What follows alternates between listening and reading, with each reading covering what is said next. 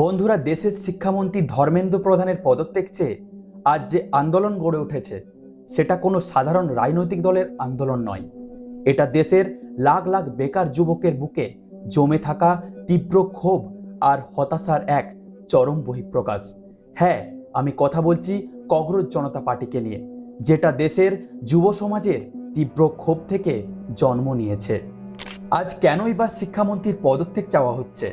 কারণ শুধু একটা নিট পরীক্ষা নয়, আজ দেশের গোটা শিক্ষা ব্যবস্থা পুরোপুরি ভেঙে পড়েছে।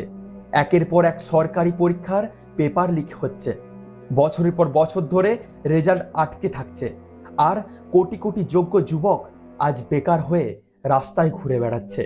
এই চরম শিক্ষা সংকটের দায় নিয়ে আজ পদত্যাগের দাবি উঠেছে। কিন্তু দুর্ভাগ্য দেখুন, আজ সেই প্রতিবাদের কণ্ঠকেই স্তব্ধ করে দেওয়ার চেষ্টা করা হচ্ছে।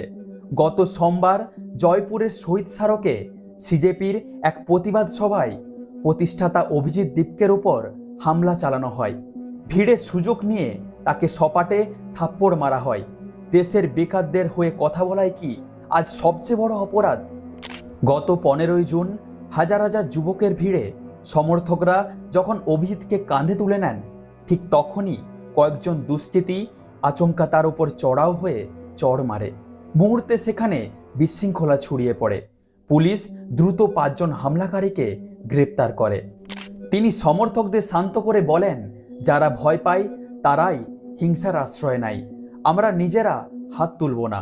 এমনকি তিনি এও বলেন, হামলাকারী যুবকের যদি একটা ভালো চাকরি থাকতো তবে সে হয়তো আজ এই কাজ করতে পারতো না। বন্ধুরা, রাজনৈতিকভাবে আপনার এই ককরোচ জনতা পার্টিকে ভালো নাও লাগতে পারে, সেটা আপনার ব্যক্তিগত অধিকার। কিন্তু এই পার্টি আজ যে উদ্দেশ্য নিয়ে রাস্তায় নেমেছে, সেই উদ্দেশ্যকে তুলে ধরা আমাদের প্রত্যেকের কর্তব্য। কারণ এই লড়াইটা কোনো দলের নয়, আমাদের দেশের শিক্ষা ব্যবস্থাকে বাঁচানোর লড়াই। আজ আওয়াজ না তুললে শিক্ষার উন্নতি কোনোদিনও সম্ভব নয়। এই হামলা এবং দেশের শিক্ষা ব্যবস্থাকে নিয়ে আপনার মতামত কমেন্টে জানান। ভিডিওটি লাইক ও শেয়ার করুন। দেখা হচ্ছে পরের ভিডিওতে। চোখ রাখুন দীনদয়াল টক্সে।